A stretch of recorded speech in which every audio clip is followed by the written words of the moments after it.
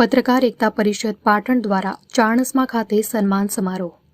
પાટણ જિલ્લામાં ચાણસ્મા શહેરના રબારીવાસ ખાતે આવેલ વર્ષો પૌરાણિક ગોગા મહારાજના મંદિરે વર્ષોની જૂની પરંપરા મુજબ ચૈત્ર મહિનાની બીજના દિવસે ગોગા મહારાજનો નવચંડી હવન તેમજ રમેલનું ભવ્ય આયોજન કરવામાં આવ્યું હતું.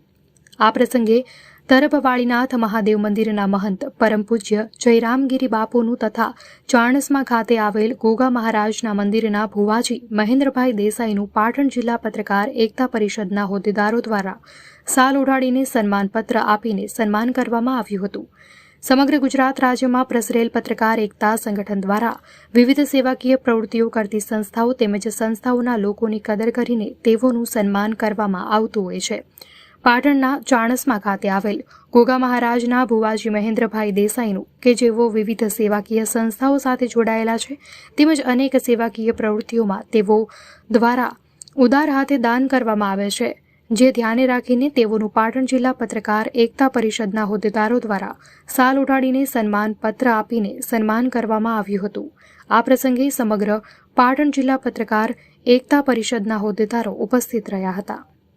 અહેવાલ અનિલ રામાનુજ, લોકાર્પણ.